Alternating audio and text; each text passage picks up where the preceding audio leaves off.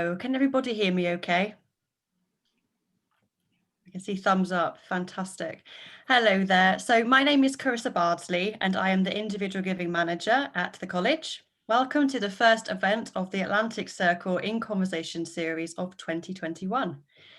Today's talk's title is Women in Business, Spotlight on Blanca Juti in conversation with Rhian-Anwen Hamill. Before we begin today's event, please can you rename yourselves on the screen so we can see your name and affiliation to the college. Please also can you keep yourselves muted throughout the event until the Q&A session at the end, where you'll be more than welcome to unmute yourselves to ask any questions that you may have. The Q&A will be moderated by Rhian herself and Magda Joshi, who is the Events and Alumni Engagement Manager at the college. And if you have any questions throughout the conversation, please feel free to type them in the chat box. So in this conversation, Rhian and Blanca, two UWC graduates and friends, discuss Blanca's career journey, her hopes and aspirations, as well as the dilemmas she has faced as a business leader along the way. Blanca has worked across the globe in various industries such as entertainment, food and beverage, and now beauty. And I'd like to begin by congratulating her as she has just begun her new role as Chief Communications and Public Affairs Officer for L'Oreal. So I'm now delighted, without further ado, to hand you over to today's host, Rhian, who has been an owner-entrepreneur for over 20 years and has a broad range of skills and experience. She is a business advisor and coach with an expertise in a deep fascination for how people operate in their working lives. Thank you, Rhian. Okay, Carissa, thank you very much. Up to Blanca and I to live up to these rather august introductions that you've made. And of course, many people in this conversation will know us both in completely different guises and may well be having a bit of a giggle thinking of us when we were 16. In that wetsuit. In the wetsuit, the bouncy wetsuit. Yeah. So Blanca, this is just the latest in a series of conversations that I realize we've been having for over 35 years, one way or another. When you burst on the scene, a sort of giggly and funny and vivacious ball of energy from Mexico to Atlantic College. You were my first year then. Your brother, Pepe, was my peer. Mm-hmm. And we then also ended up at university in the same college together. And really, you've had an extraordinary life in many ways, lots of locations, lots of languages, lots of disciplines. And I thought I'd just start by asking you to talk about this latest phase, as Carissa said.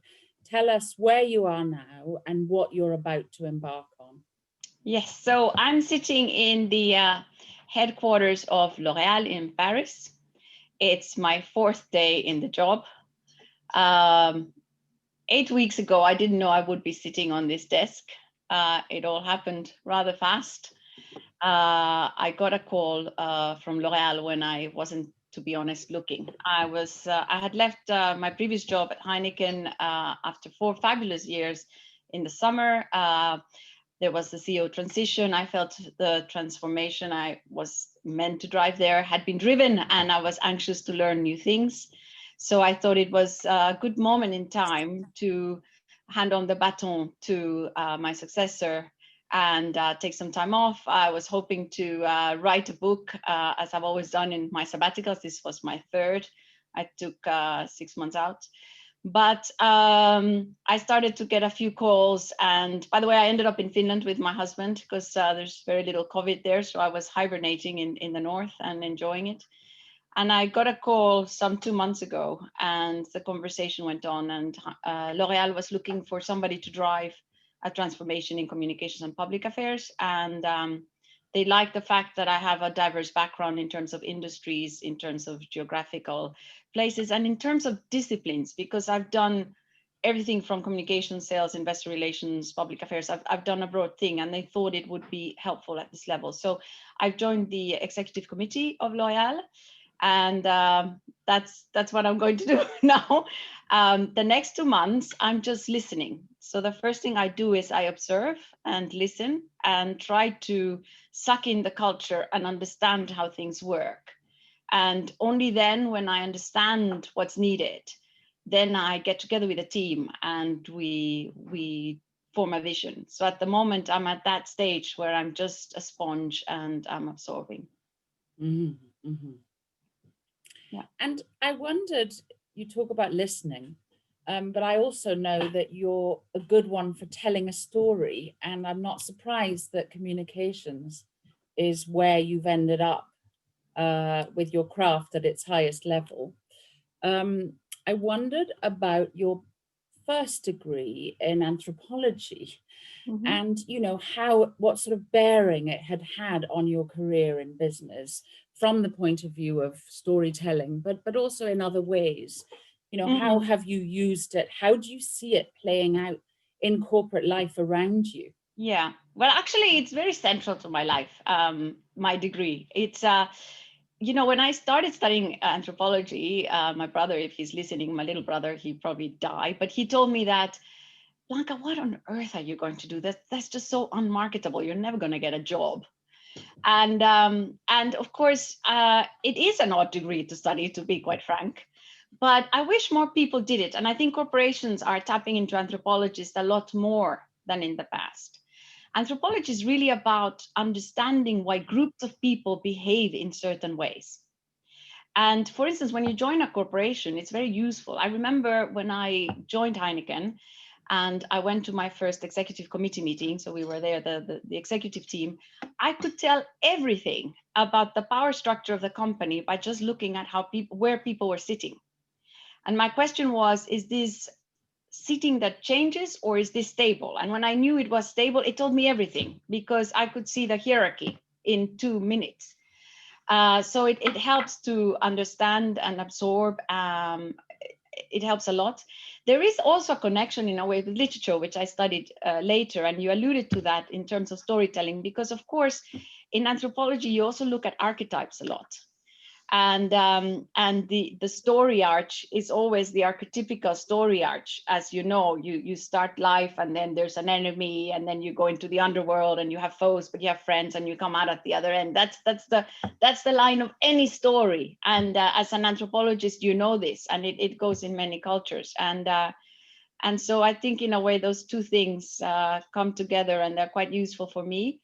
Storytelling, not only, by the way, in communications, it's in sales, incredibly important.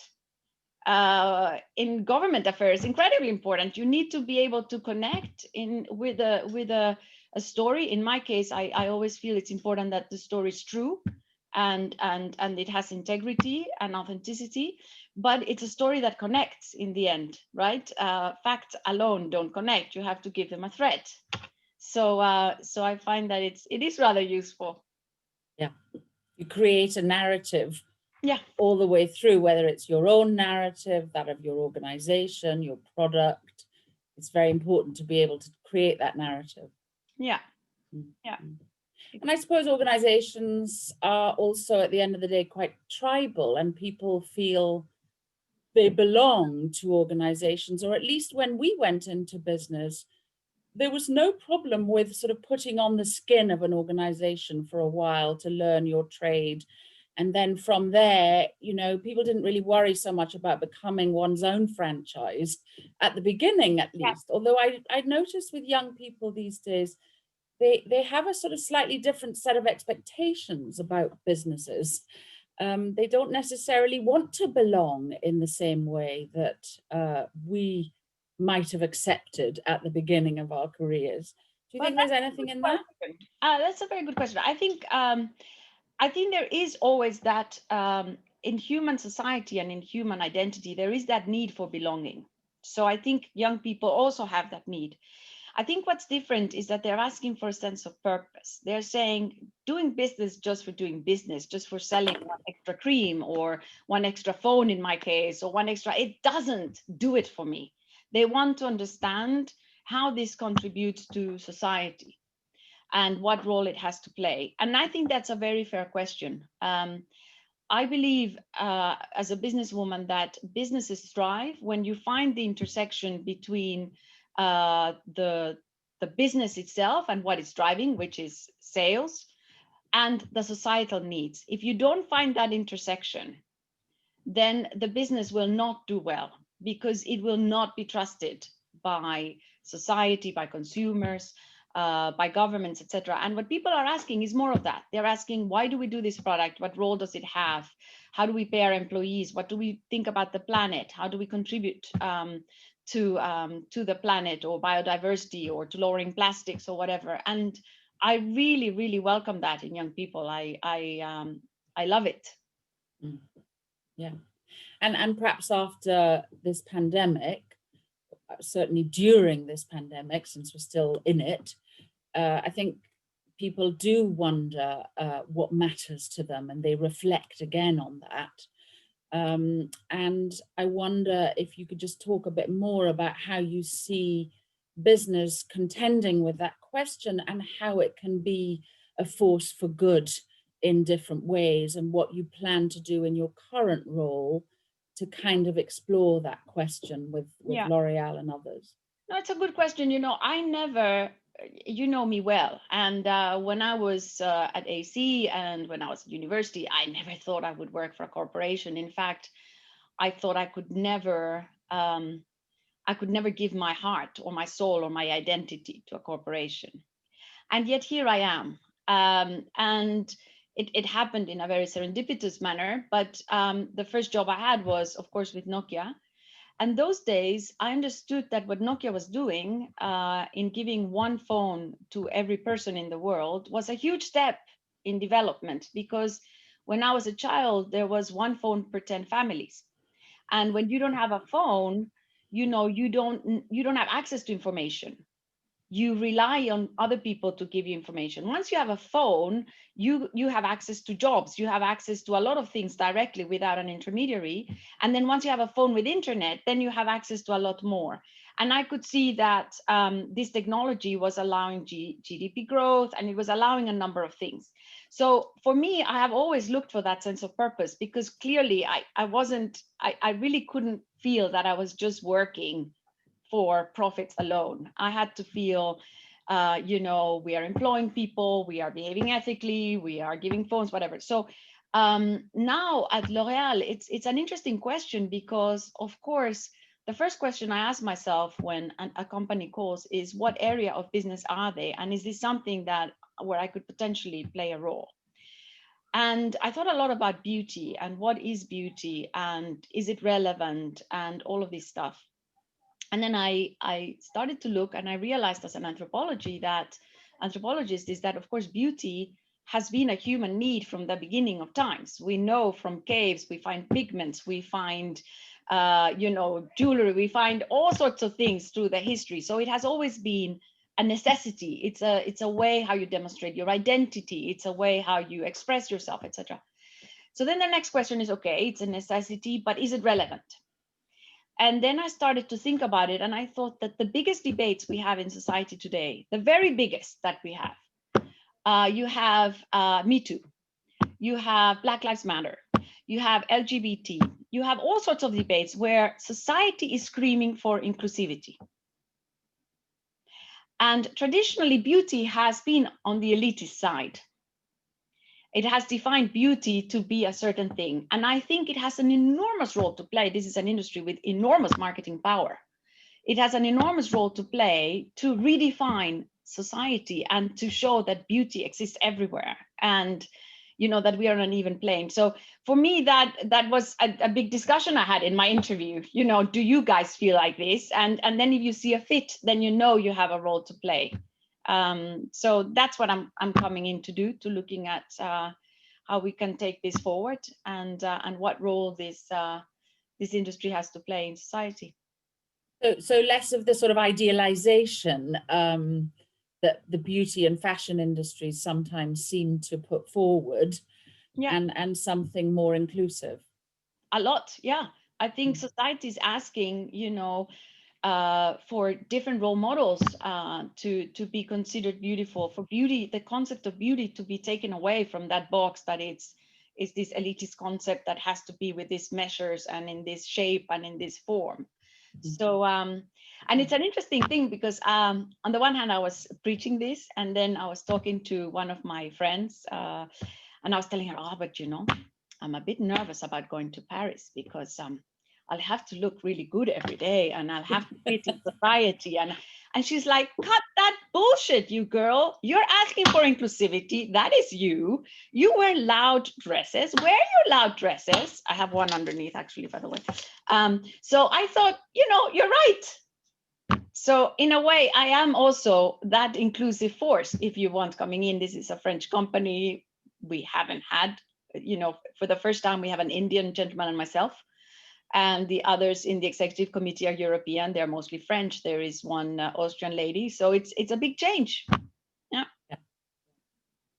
Yeah, I was going to ask you a bit about that. You know, how corporate life can be very exciting, but it can also be a bit of a takeover at times. And, you know, how as an individual do you sort of mitigate the effect it has on you, or potentially could have, and the sort of way that it could take you over as an individual? That's right. It could totally take you over. The pace is fast.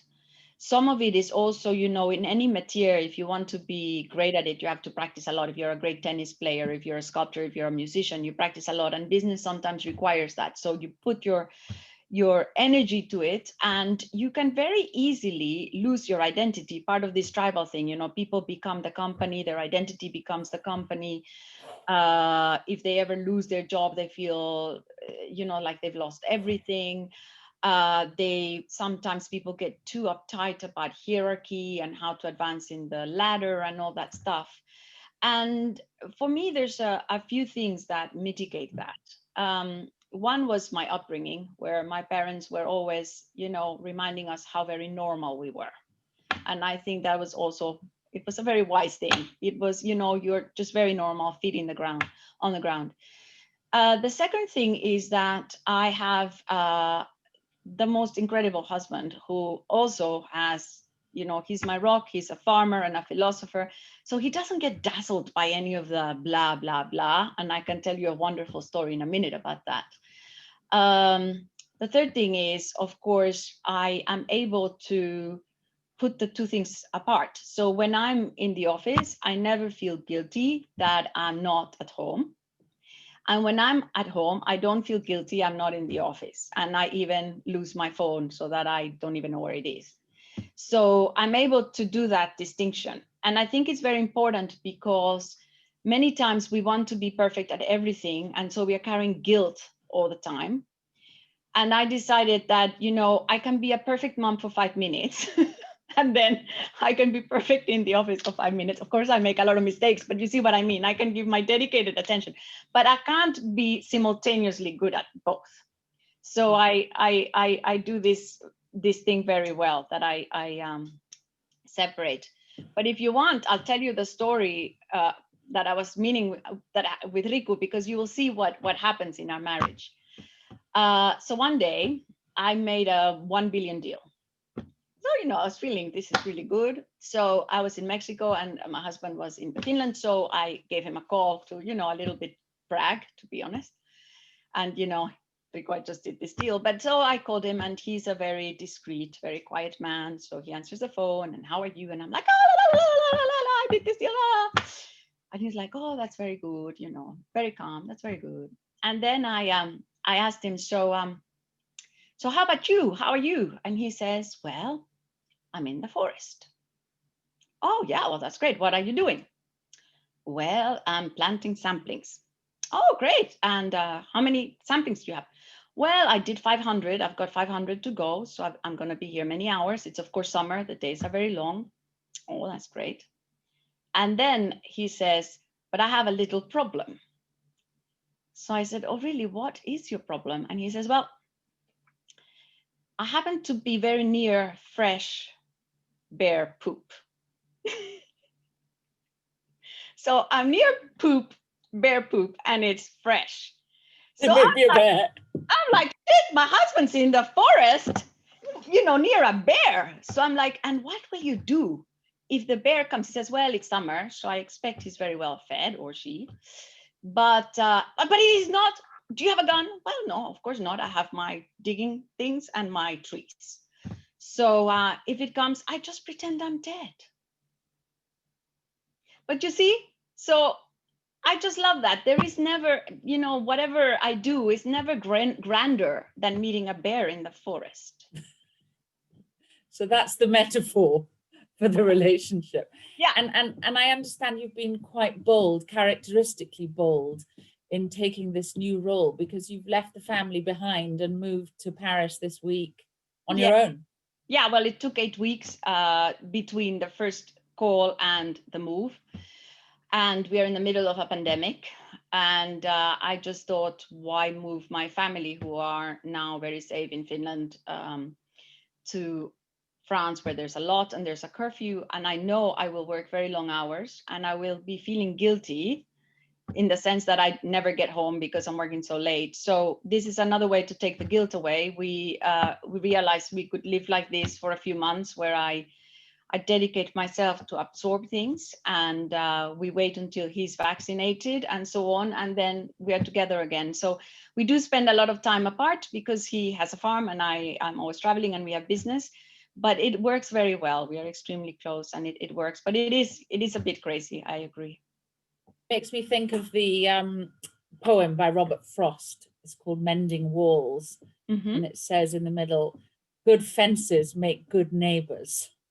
Yeah, you could think of that. I mean, we definitely spend time apart so that we miss each other terribly. And when he's in the winters, when we are together every single day, and for me, it's like a party every day. I mean, I wake up and there's a smoothie waiting for me and this wonderful man with his wisdom, and he's just next to me. So I celebrate every moment of it, because I know that come the summer, I'll see a lot less of him. I'll see him here and there, but I'll see a lot less. Yeah. Mm-hmm. It's true.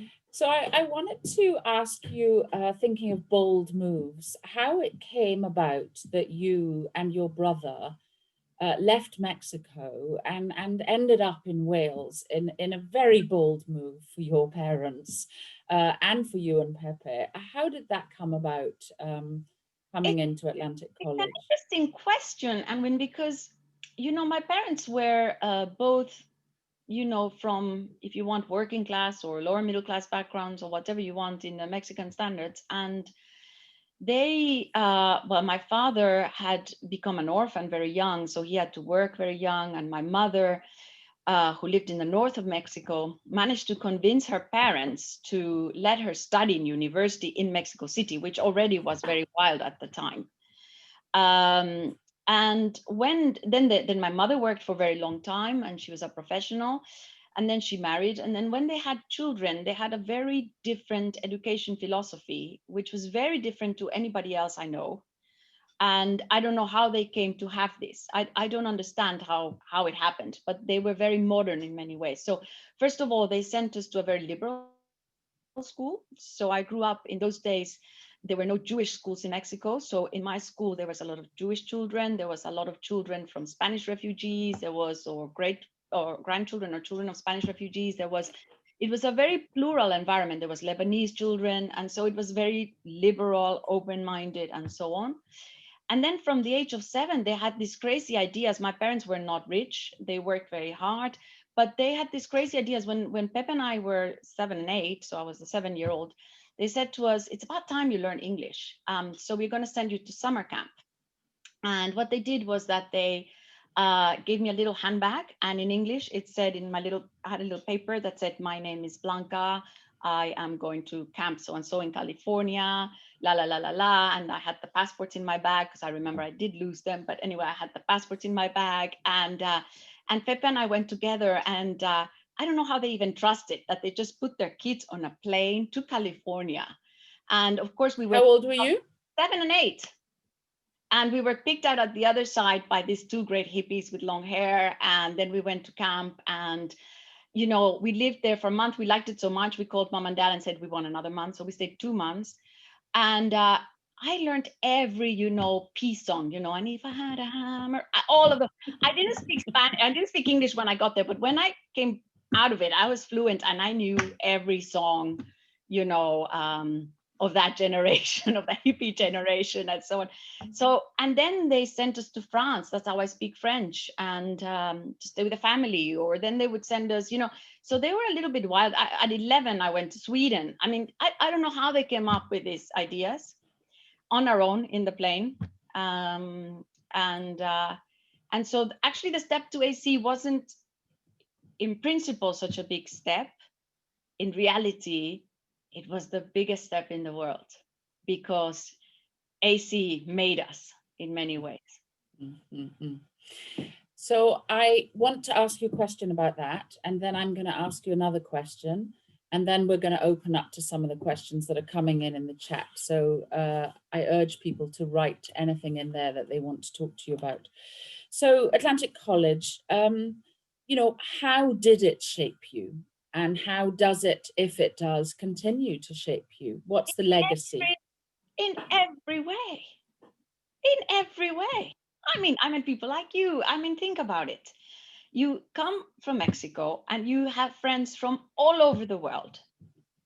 And one is Palestinian and one is Israeli and Jew. And, you know, you have a Russian. In those days, do you remember, Russia seemed like, you know, the curtain was, the Berlin Wall was very high when we were young. So, you know, we had people from all over the world. And it just taught you to pause a second before you judge.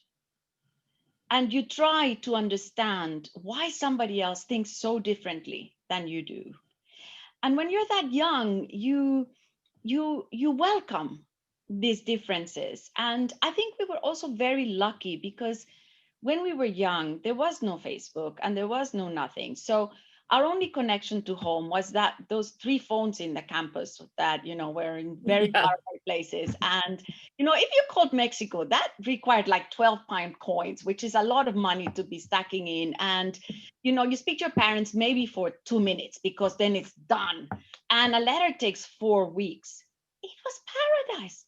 You know, suddenly we were there, and, you know, there were no parents, and there was no way to connect our old friends because it was just too far away.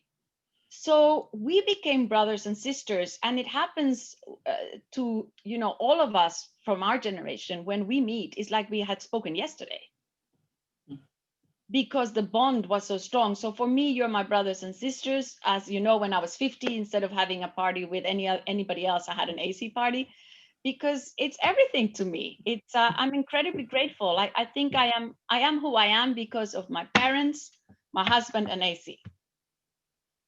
Absolutely. Yeah. So my other question is really about being a woman in the world of business, in all of its different opportunities and challenges. It's very different now, I think, for young women coming into business from when we went into it. You know, the whole sort of diversity movement has been transformational to the fortunes of women. Sometimes, as a mother also of a boy, I worry, you know, more about the effects of that on him, actually, as I think the doors are wide open for women. But, you know, how do you, what are your remarks on that, including, you know, whether somebody mentioned in the chat, you haven't had a chance to see it, when we were talking about corporate purpose, the wonderful Anita Roddick, who was a client of mine for a while from Body Shop. And, you know, I kind of wonder about whether women bring a very strong sense of purpose and what matters to business.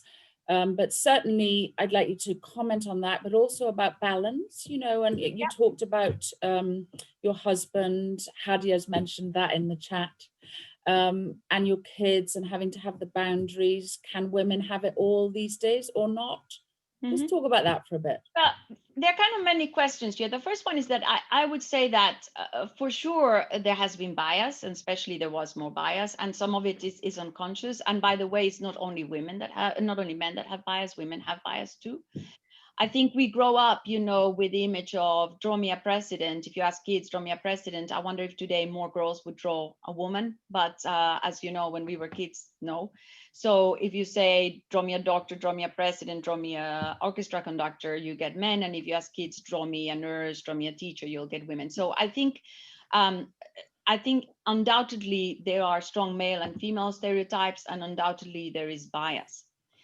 And we will come back to that because there's a way to combat it. But you know, I came from Mexico. I am really short. I'm 157. I am No, dark. really? I'm short. I'm dark. I'm vivacious. I am who I am. And I realized very early on that I could not be something else. I mean, I'm not going to be tall and blonde and quiet. It's impossible. You know, I'm still that ball of fire you described at the beginning. I'm still that ball, and you know, that's who I am. And so I thought, Blanca, you've got to play with the cards you have. There's no point you play with anything else. And so I've always been true to myself and who I am. I haven't tried to be different. And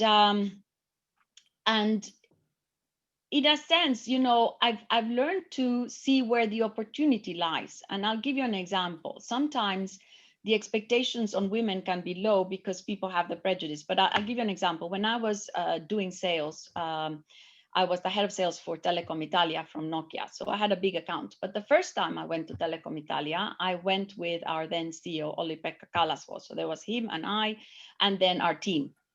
And when I arrived to the office of the CFO, I was the only woman. So he greeted everybody, and he sees this short, vivacious, crazy woman. So he thinks, oh, she's the assistant of the CEO. So he skipped me in the row and he said hello to everybody.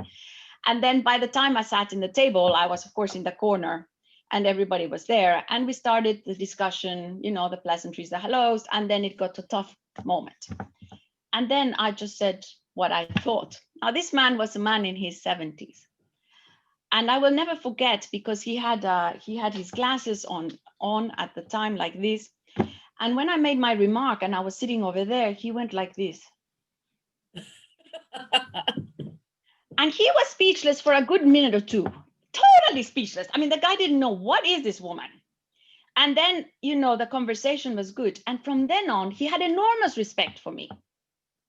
So you see, the great thing was I didn't complain. I sat in the bloody corner. And then his expectations were so low that he was like, whoa. So I decided, you know, you are what you are. You play your cards.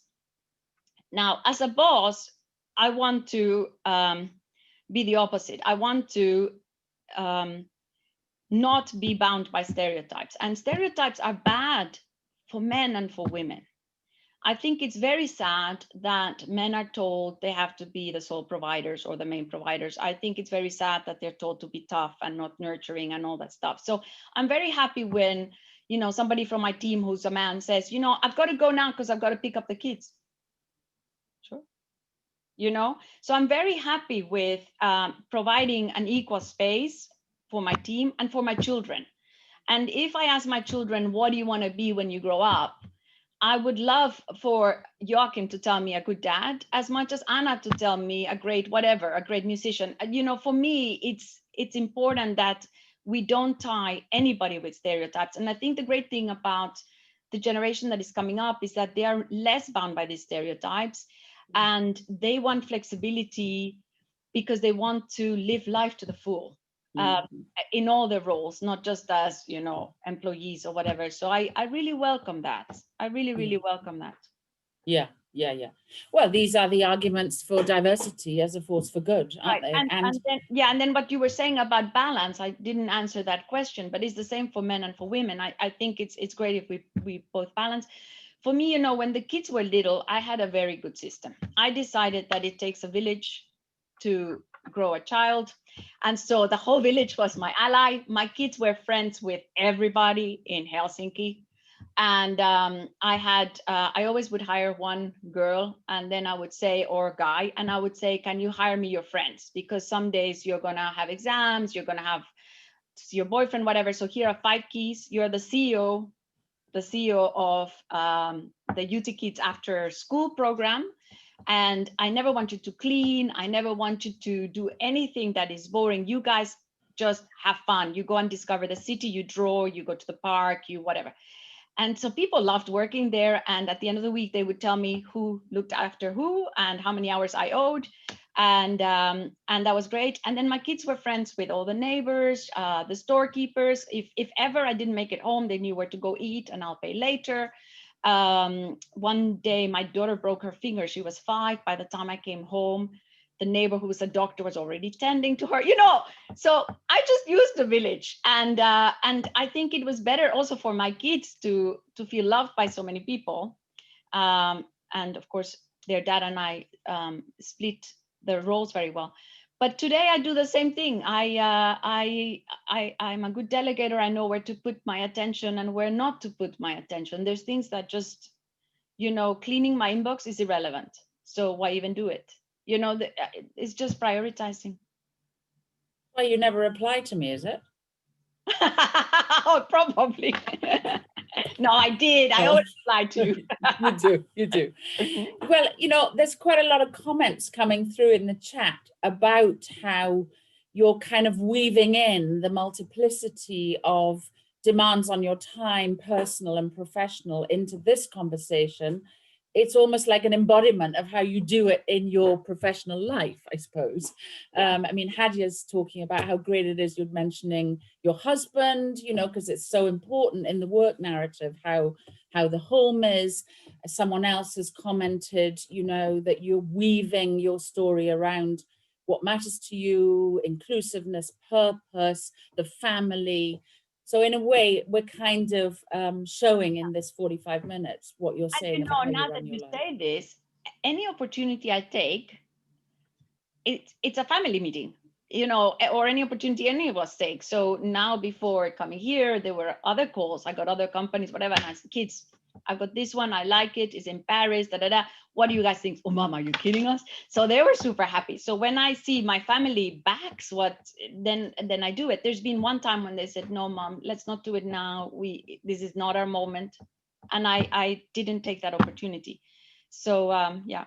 So I suppose, there's a very good question here, which goes right to the sort of heart of the commerciality of things like diversity and what they actually mean for the commerciality of a company, from Jan Peter, my lovely second year, who says, is the atmosphere at L'Oreal much different from the ones in your previous companies because you've got a majority of women on the board?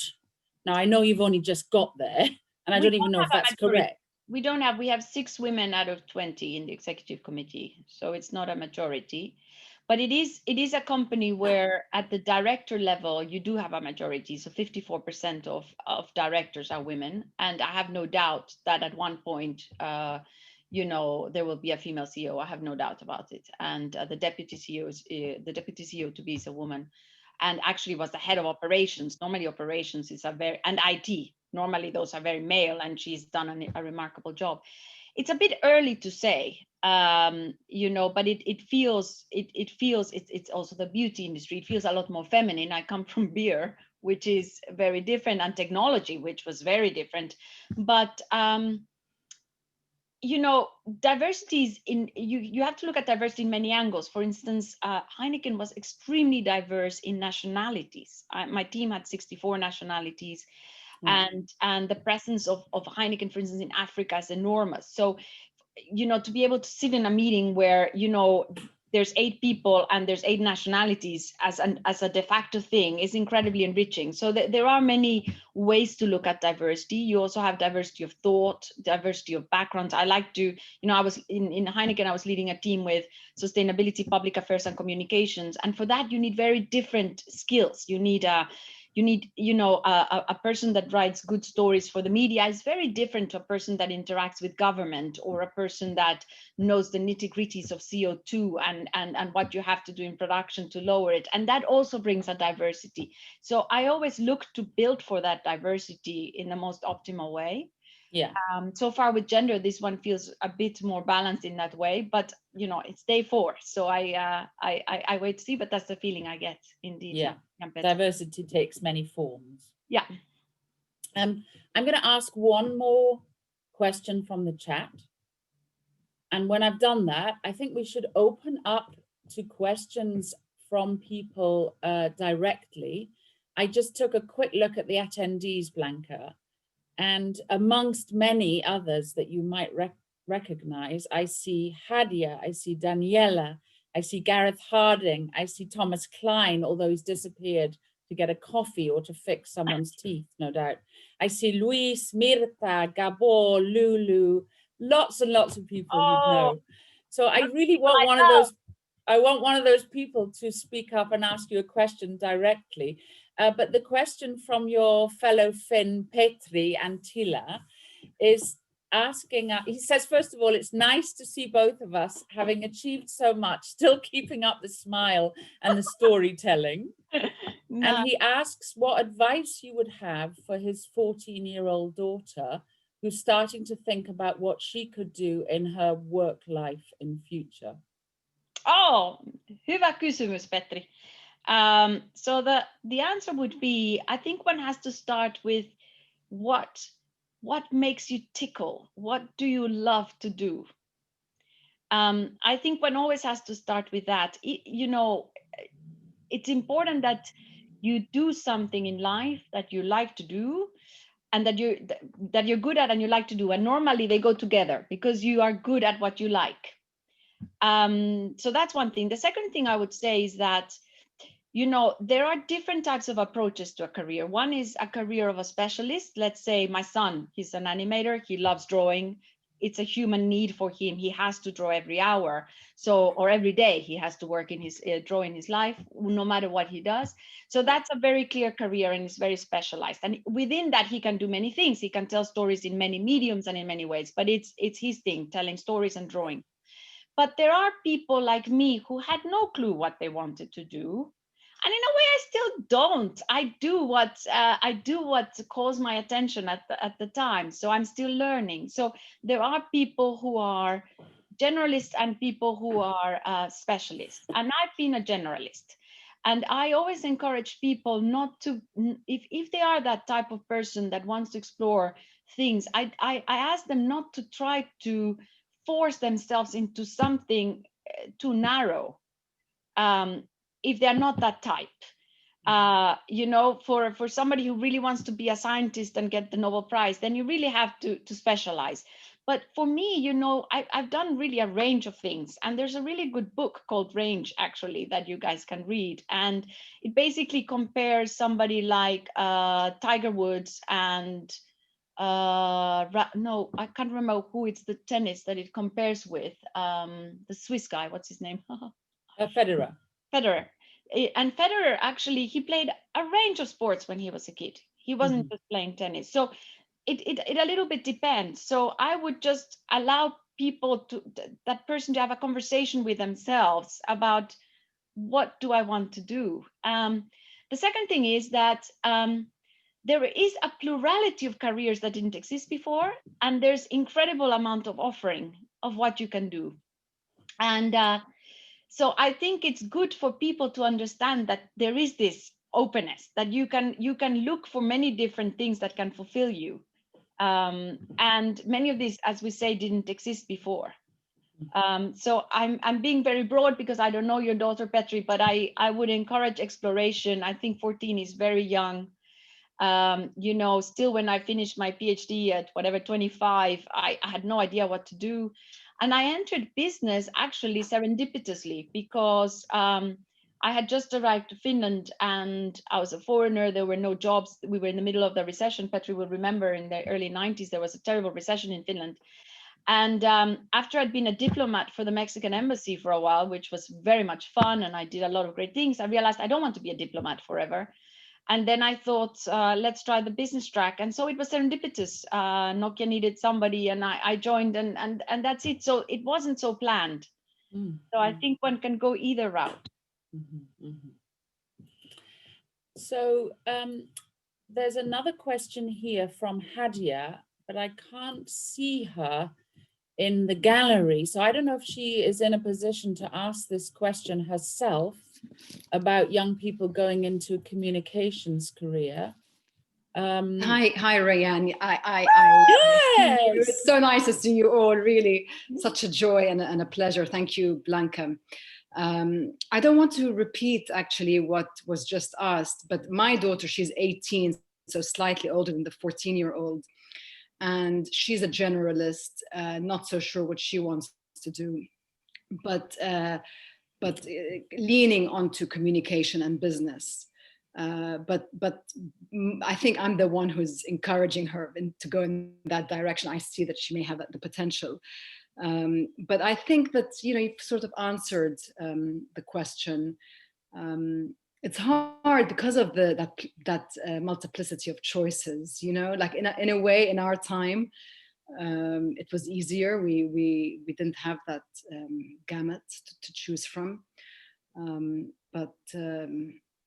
Well, I would say, she could try it. If it's something that calls her attention, even within communications, there's many different métiers. You can be the social media person, or you can be the storyteller that crafts messages, or you could be the visual artist that creates content, or,